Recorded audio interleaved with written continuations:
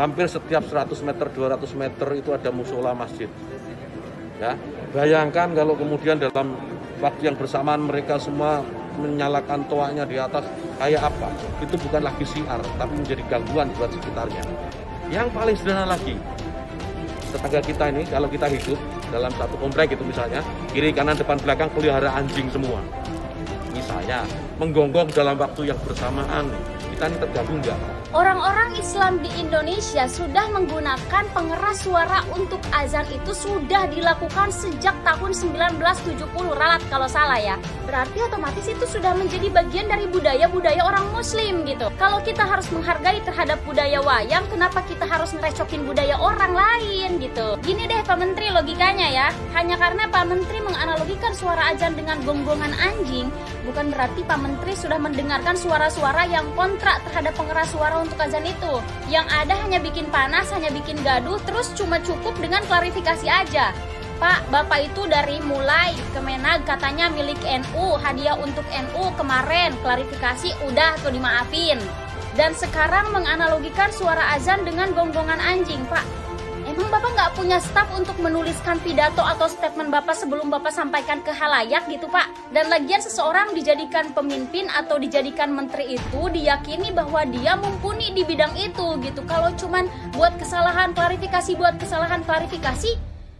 selain Bapak juga bisa jadi kemenang. Sejak masuknya zaman kemerdekaan, azan itu memang sudah menggunakan pengeras suara. Banyak perdebatan dari sejak itu sampai sekarang memang banyak. Tapi menganalogikan suara azan dengan suara anjing yang dikeluarkan dari mulut yang katanya memiliki jabatan tertinggi di Kementerian Agama, itu begitu memalukan sih. Seharusnya jadi pemimpin dari Kementerian Agama yang di Indonesia Muslim bukan cuma satu agama itu harusnya mengajarkan toleransi gitu. Orang-orang Islam di Indonesia sudah menggunakan pengeras suara untuk azan itu sudah dilakukan sejak tahun 1970, ralat kalau salah ya.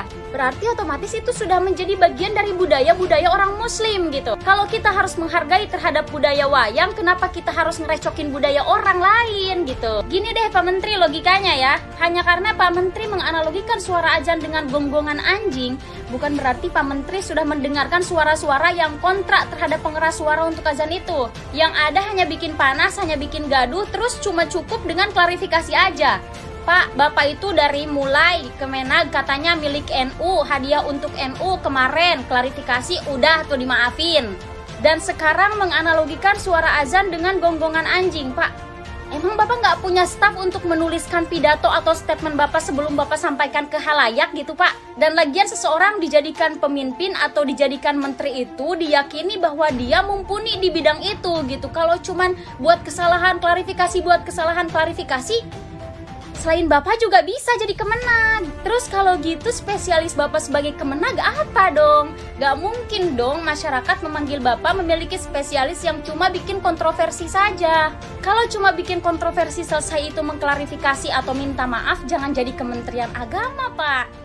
Jadi artis atau seleb aja.